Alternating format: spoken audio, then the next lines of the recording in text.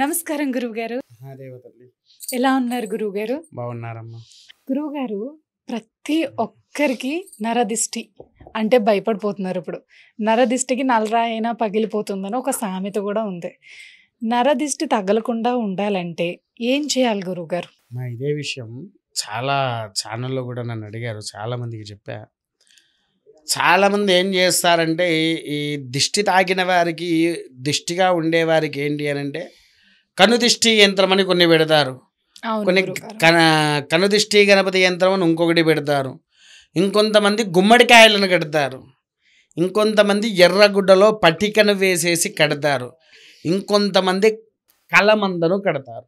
నిమ్మకాయలు, ఎండుమిర్చి కూడా కడతారా? నిమ్మకాయలు, ఎండుమిర్చి అవి కూడా కట్టేస్తూ ఉంటారు. ఇంకా షాపులలో అట్లా గ్లాసుల్లో నీళ్లు పోసి దాంట్లో నిమ్మకాయ వేసి కూడా ఉంచుతారు. అవును గురువుగారు, నేను చూసాను చాలా షాపులలో. చాలా షాప్స్లో. ఎందుకంటే దిష్టి దోషం పోతుంది అలా అని చెప్పేసి అసలు ఉంటారు.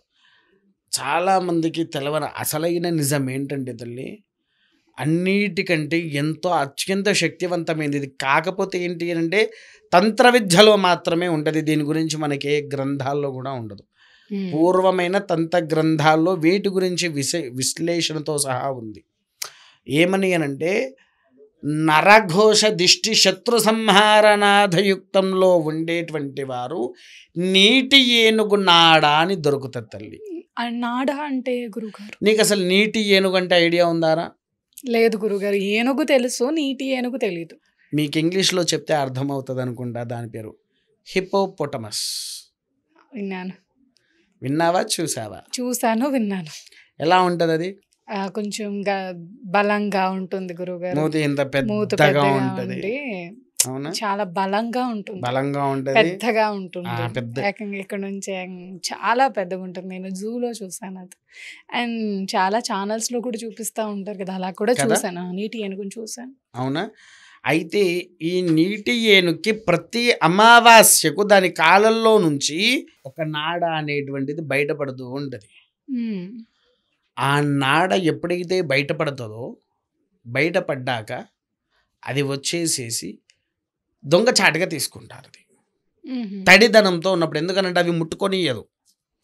హిప్పోపోటమస్ అది ముట్టుకొనివ్వదు. ఉమ్. దాని జోలికి ఎవరిని రానివ్వదు. అది ఎక్కువ ఏం చేస్తుంది అంటే నీళ్ళల్లోకి వెళ్ళి వదిలేస్తాయి, తన కాళ్ళల్లో నుంచి అవి వదిలేస్తాయి. వదిలేసిన తర్వాతనే దాన్ని బయటికి తీయాలి మేము. ఉమ్. అసలు ఎన్ని అహోరాత్రులు అడవిలో ఉండేవాళ్ళు కష్టపడి అవి వదిలేసిన తర్వాత ఏదైతే తొక్కకుండా పాడు చేయకుండా ఉంటుందో దాన్ని బయటికి తీసుకొని వస్తాం. మాకు నెలకు ఒక 10 వదిలిపెడితే ఒకటో రెండో దొరుకుతాయి తల్లి మాకు. ఉమ్. అడవిలో గాలించి గాలించి గాలించి గాలించి గాలించి తీసుకొని వస్తాం వాటిని. అడవి మొత్తం తిరుగుతా 2, 3 అంతకంటే ఎక్కువ దొరకవు, అరుదుగా ఉంటాయి ఇవి అన్నట్టు. ఉమ్. అందుకోసమే వీటి గురించి ఎవ్వరు తెచ్చుకోవడం కూడా చాలా కష్టమనే ఒకే ఒక్క ఉద్దేశంతో మాత్రమే ఈ యొక్క నీటి ఏనుగు నాడ అనేటువంటిది అరుదుగా మనకు దొరికేది. నరఘోష, దిష్టి దోష, శత్రు సంహారణాలు, అందరి గుమ్మడికాయలు అవి ఇవి కట్టుకుంటారు కదా, అవన్నిటికంటే ఎంతో గొప్పదైంది, ఎంతో శ్రేష్టమైంది, ఎంతో యోగ్యత తత్వంలో ఉండేటువంటి ఏకైకనే ఈ నీటి ఏనుగు నాడ. ఇది ఇంటికి కట్టాలా గురువుగారు? ఇంటికే తల్లి. ఎర్రటి దారంలో కట్టేసేసి ఇంట్లో ఇలా వేలాడదీయాలి. ఈ చూసావా తల్లి, ఇది కవర్ తీయమంటారా? కవర్ తీసి చూపిస్తా మీకెన్నో. ఇదివరకు కూడా నేను ఛానల్లో చెప్పడం జరిగింది. ఆడవాళ్ళు గాజు ఎలా ఉంటుందో అలానే గుండ్రంగా ఉంటుంది అని చెప్పాను. కాకపోతే ఇది ఏంటంటే తల్లి డెలికేటెడ్. ఇగో ఇక్కడ ఇట్లా ఉంటుంది, విన్నారా? దీన్ని మనం గట్టిగా లాగితే ఇది విరిగిపోతుంది. ఇది ఊడేటప్పుడే ఇట్లా సెట్ వచ్చేస్తుంది దానికి, విన్నారా? దీన్ని చాలా జాగ్రత్తగా చూడు. పచ్చిదనంతో పైన బూజు లెక్క వచ్చిందా తల్లి? చూడు, ప్యాక్ చేసి ఉంచాం కదా. అవును గురువుగారు. అవునా? నీళ్ళలో తీసిన అది నీళ్ళలో నాచు ఉంది, నాచు ఉందా? అలా ఉంటుంది తల్లి. దాన్ని తీసి పెట్టేసేసరికి కాకపోతే ఇది రెడ్ దారం చుట్టాలా? ఎర్ర దారము మామూలుగా ఇట్లా కట్టేసేసి గుమ్మం దగ్గర మనం గుమ్మడికాయలు కడతామే అక్కడ కట్టినట్టుగా వేలాడదీయాలి. దీన్ని ఎప్పుడైతే నువ్వు వేలాడదీస్తావో అప్పుడు దీని యొక్క ప్రభావం వలన నీ ఇంటిల్ని మొత్తం సోకి ఇంటి మీద ఎటువంటి నరఘోష అనేటువంటిది పడనీయకుండా ఇల్లుని సంరక్షించేదే ఈ నీటి ఏనుగు నాడ.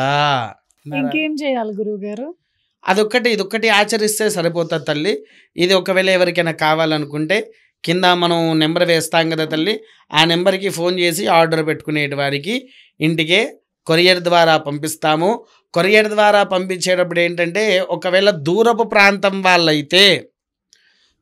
ప్రాంతం వారికి ట్రావెల్ ఛార్జెస్తో సహా, అంటే మనం ఆ పోస్ట్ చేసి కొరియర్ యొక్క కాస్ట్ పడుతుంది కదా, ఆ కాస్ట్ ఇది కలిపి తీసుకుంటాము తల్లి. ధన్యవాదాలు గురువుగారు. చక్కటి పరిహారాలు, చక్కటి పరిష్కారం కూడా చూపించారు. ప్రతి ఒక్కరూ బాధపడేది మాకు దిష్టి తగిలేస్తుంది ఇంటికి అనేసి అనుకుంటారు.